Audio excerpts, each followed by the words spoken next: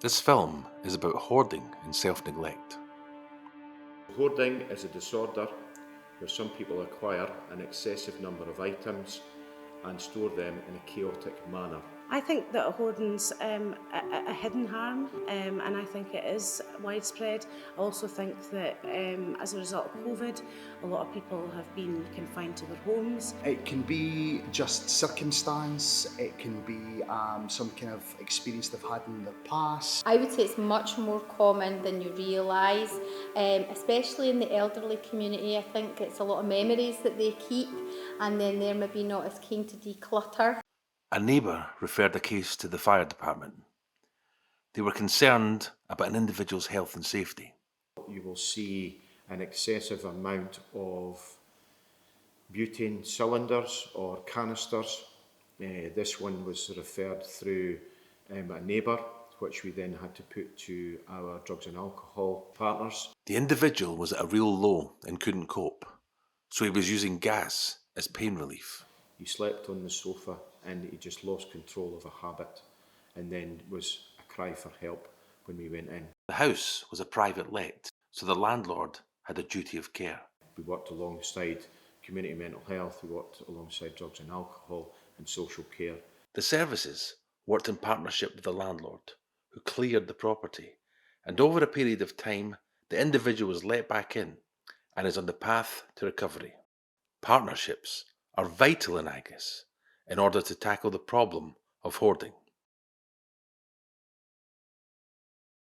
I don't think we see as much as we should do. So we're starting to see cases emerging. We're starting to hear feedback from clinical teams that they're coming across individuals with elements of self-neglect and hoarding. Sometimes we can struggle to get through the front door of people's houses. People have maybe stacked up stuff they've been saving for years. It can be old washing machines, fridges, it can be newspapers.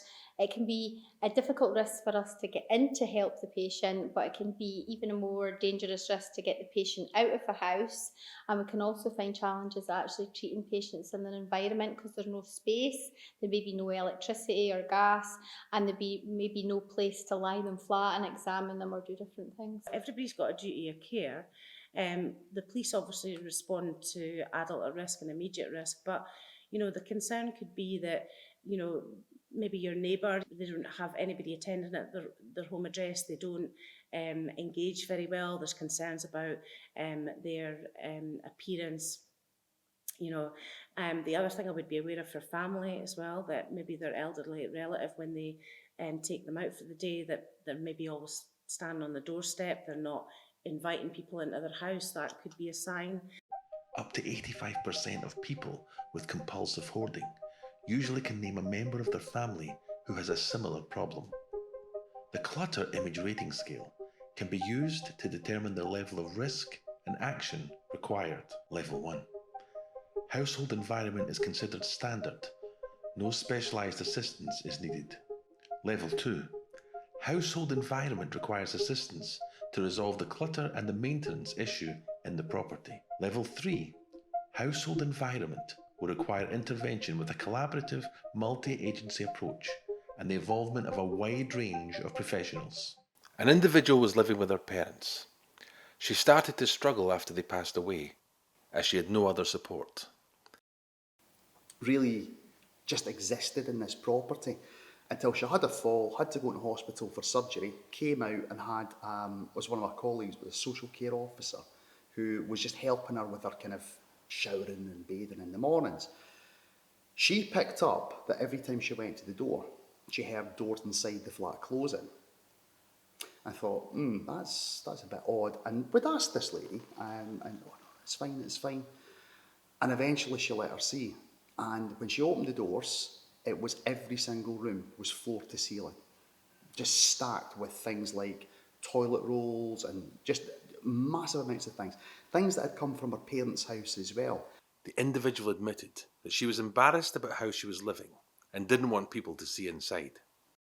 But we eventually discovered what was going on, supported this lady to work through the property, we helped her clear through things, and it actually turned out her parents had left her a considerable amount of money that she didn't know about. We were able to support her by what we did to get the flat kind of cleared, redecorated and stuff. She's still got support going in. From what I understand, she's doing really, really well. The Angus Adult Protection Committee recognises that cases of hoarding and self-neglect seem to be increasing across Angus, and we would encourage all multi-agency partners to be aware of this and report concerns at the earliest opportunity. For example, the police get a report of an adult risk attendant at their address, find that their living conditions are uninhabitable.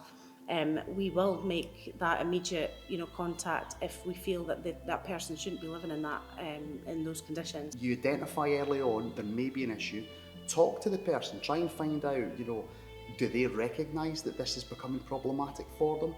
Offer support, offer help. It's everyone's responsibility to report it. Even as an experienced paramedic, I find it difficult to find what that line is, when to refer and when not to refer. And I think if it's an adult protection concern or you feel that it's a safety concern, you should refer, because it may be the final piece of the jigsaw that social work are needing to, support this person.